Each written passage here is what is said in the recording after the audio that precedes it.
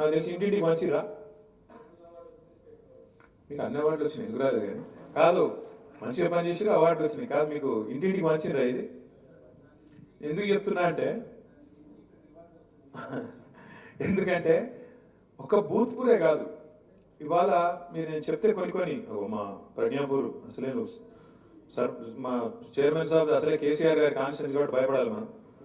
ఇది ప్రజ్ఞాపూర్ గజ్వేల్ది ప్రగతి నివేదిక అనా అనా రాజ్మోహన్ గారిది వారిది కూడా ప్రగతి నివేదిక. ఒక 5 ఏళ్ళ 2020 నుంచి 25 వరకు ఏం పనులు చేసాం అనేది చాలా వివరంగా ఇక వాళ్ళదంటే గజ్వేల్ కాబట్టి నడిచింది అనుకో. కానీ కాకపోతే చూడు అంటే ఒక్కటి కాదు, ఇవాళ నేను చెప్తే పరిచయం అవుతారు.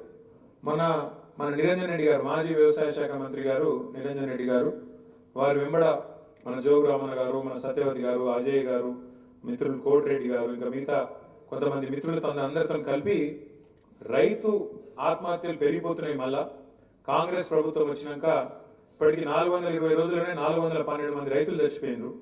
ఎందుకైతే ఇట్లా తెలుసుకోవాలి, మనం తెలుసుకొని ప్రభుత్వాన్ని ఖచ్చితంగా ఒక నివేదిక ఇవ్వాలి, పార్టీకి ఒక నివేదిక ఇవ్వాలి, మీరు అన్ని జిల్లాలు తిరిగిరండి అని చెప్పి వారికి రిక్వెస్ట్ చేస్తే పెట్టుడే ఆదిలాబాద్కి వెళ్ళి మొదలుపెట్టారు.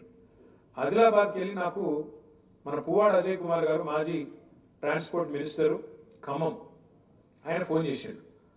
రామన్న, నేను ఇన్ని రోజులు మా ఖమ్మం కార్పొరేషన్ చాలా గొప్పగా ఉంటుంది అనుకుంటుంటే, ఖమ్మం కార్పొరేషన్ బాగా చేసిన నేను ఒక ఫీలింగ్లో ఉంటే, కానీ ఇక్కడికి వచ్చి ఆదిలాబాద్ చూసిన అమ్మతో చెప్తున్నా మా జోగురామన్న నాకంటే బాగా చేసుకున్నాడే అని చెప్పి అజయ్ గారు ఫోన్ చేశాడు. అయితే అనుకోకుండా నేను జగదీశ్వర్ రెడ్డి గారు ఫోన్ వచ్చినప్పుడు ఒకటే దగ్గర ఉన్నాను.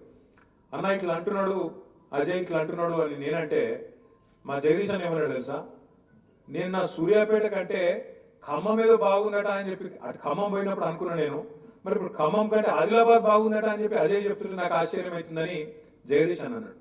ఒక ఖమ్మము, ఒక సూర్యాపేట, ఒక ఆదిలాబాద్ కాదు, నేను ఇవాళ చాలా కాన్ఫిడెంట్ గా, చాలా ఆత్మవిశ్వాసంతో, చాలా గర్వంతో చెప్తా ఉన్నా.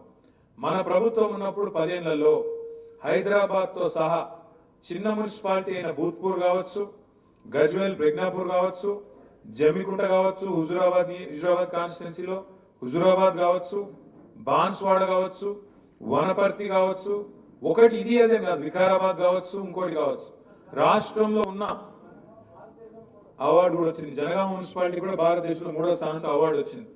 వీళ్ళు వాళ్ళని కాదు, మా జమున గారు వీళ్ళు వాళ్ళు కాదు, ప్రతి ఒక్క మున్సిపాలిటీకి భారతదేశంలో ఏ రాష్ట్రము చేయనంత గొప్పగా అత్యద్భుతంగా తీర్చిదిద్దిన మన పెద్దలు తెలంగాణ బాపు రైతు బంధు కేసీఆర్ గారికి గట్టిగా చప్పట్లతో మనందరం అభినందించారు.